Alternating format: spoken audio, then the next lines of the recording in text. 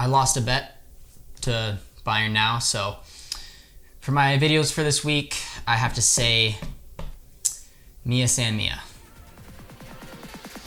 I'm sorry.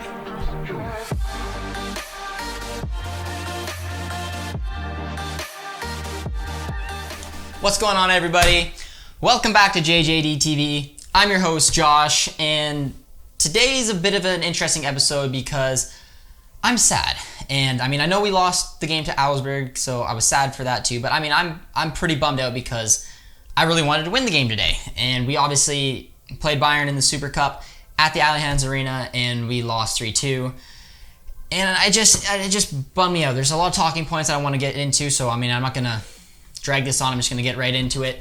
I put it out on Twitter, a couple tweets, and I don't like giving a crazy amount of aggressive opinions because there's so much debate, and no one ever wins a debate on Twitter. You just keep going, keep going, and keep going. So yeah, I threw out my thoughts, and I had some people agree with me, and some other people pointed out, and then I said, all right, well, let's hear the 5 takeaways we want to talk about, and got some good things back. So starting off with our first takeaway is our right wing back spot. And we needed to figure this out, and we need to figure this out right away because Thomas Meunier was supposed to be the guy, but not really the guy, if that makes sense. We brought him in on a free transfer, which I guess in hindsight looked like a good piece of business, but we lost Hakimi. And Hakimi is irreplaceable. And it also broke my heart today because I watched 2 players I very, very much missed have great games today. If you guys watched the Villarreal game, Paco scored a fantastic first goal and then got a brace, so he had a good game. But it was Hakimi. Hakimi has got a goal and assist today. He's lighting it up right now for Inter. I think he got one on his debut as well, his assist, and he's irreplaceable. He brings so much something different than Meunier does on that right wing back spot in the attacking sense. And Meunier hadn't been able to figure that out, so we need to figure out what we're going to do with him. And I had a couple people say, oh, we should maybe toss him back on a right center back. I guess that maybe makes sense. He is a taller player, so maybe he could adapt into that. But I've always said his best position was at right back, and he is not doing it for us at right wing back. He has, in my opinion, found himself in some good space. We played a lot on the right today, but his vision and his final ball have been awful. And it hurts us. And we're so used to having such a dynamic right wing back, and now having a different kind of player, it's tough. It's tough to know what we're going to exactly do with him. And in my opinion, right now, Pasak's got to be the guy until Mirai comes back. Because Pasak had a pretty solid game today. He was at fault sort of for the goal. He got outdone by Muller, but he's 5'7". He should never be expected to win that.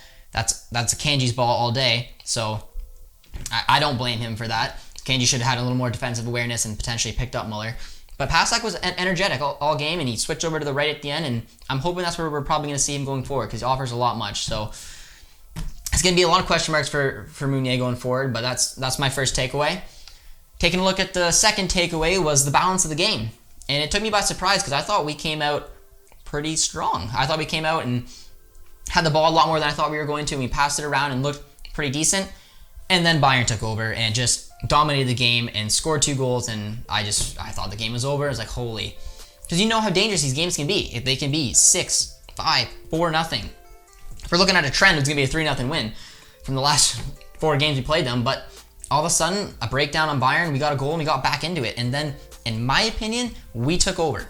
And that was our game to win. And it was amazing to see the way that our team came around. And then, obviously, the substitutions happened and the game was out of our reach. But it was a very interesting balance of the game, and you got to give Dortmund credit for being able to come back from that. Which leads into my third takeaway, which is a kudos to Dortmund. And I wanted to, there's a couple negative points coming on. So before I get into those, I wanted to talk about this. And just looking at the starting 11, it was all over Twitter. People were like, holy, we are going to get destroyed. But seeing Dahoud and Delaney in there, I thought they played pretty well. The wing backs were a little interesting for me because, when we play in that 3-4-3, those are the 2 most important positions, from last year, in my opinion. And I haven't been quite being able to replicate that this year. But the guys gave up a great effort, and to be down 2-0 against Bayern in Bayern's home, and then to come back, I was proud of them. So I definitely want to give them a kudos for that. But the game was winnable, and that leads into my 4th takeaway, which is Favre's substitutions. And I don't know, this is what I didn't want to get into it on Twitter, and I did throw a couple tweets out here, but we were in a game and we somehow scrapped our way back after looking dead and out. I mean, everyone was probably like, holy, this is gonna be a blowout, to come back into a game and potentially be able to win it. And then you throw in the substitutions you do and take off Haaland. I didn't get it. I didn't understand it at all. And I'm not a manager, so like don't get me wrong here and say like, well, Josh, you don't know. I don't know. Maybe Haaland had a knock. Maybe the professionals told him to take him off at that time. I don't know. I seriously doubt it. I think Favre just wanted to rest him for the weekend and took him off then. But I mean, we were in a 2-2 game. He was playing fantastic. He was a force. The Bayern fans were probably laughing when we took him off. I just couldn't believe they took him off. And then the Brand was playing fantastic as well. I didn't want to see him go off. Royce one kind of makes sense just because he hasn't been fully fit. I kind of get that, but in my opinion, when I was watching that game and I saw that sub, I was like, what are we going to do? We're either going to have to just play it out, get to a penalty shootout, and hope we win it that way. And then Bayern obviously scored. I'm like, well, where are the goals going to come from? Like, he took away our entire attacking force. And I was just frustrated. But that's my opinion. A lot of people didn't care, and that led into my fifth takeaway, which is the debate. And this is where I want to hear you guys in the comment section, because I seriously don't know. These are just my opinions. As a fan who likes to see Dortmund win as much as they can, who loves to see them beat Bayern, I wanted to see them win today. So do you guys think that the Super Cup mattered, or do you think that it's just a glorified exhibition game? Because I was watching the faces of those Bayern players, and I was seeing how excited they were when they won it. I saw the look on Fabre's face last year when he won it, and I looked at the disappointment in Haaland when he got yanked off. For me, I wanted to win it. I didn't understand, like, a lot of people are like, well, you gotta rest them. Because there's two ways to look at it. It's A, you go full bore and you try to win it. Could potentially go into extra time. Could really hurt your fatigue coming into the weekend. But you could win a trophy. If you do what Fabre did, you lost it. You probably got a lot of bummed players watching Bayern win something else. And then you still go into the weekend playing a game. So I don't know. There's just a big debate. I like what someone said on Twitter. They said, we're in no position to ever snub a trophy. And again, in my opinion, look, that's exactly what we did. When we took Haaland off, we basically said, whatever, like, we're not obviously going for it. And it bummed me out. I thought the team played very well. I thought we were able to come back from that 2-0 deficit, which was unbelievable. And I thought we were really going to take it. And Haaland could easily buried it. And Munir missed a chance. But I don't know. For me, it's a missed opportunity.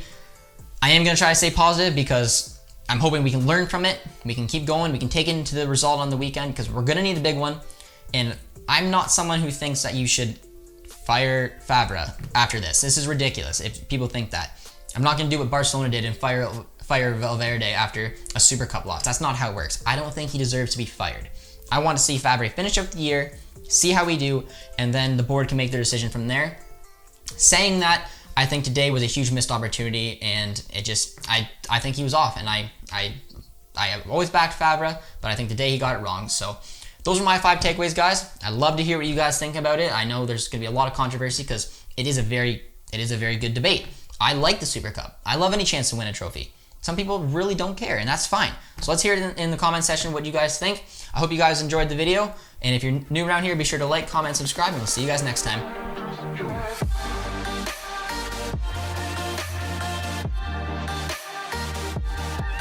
Way back in the 5 takeaways episode for our Traditions Cup, we ran a little contest to give you guys a chance to win a holographic ball from Hologear, and the winner of that is Luke Karrier. So congratulations, Luke. And thanks everybody else for entering. Be sure to keep up because we'll be doing little contests like this throughout the year.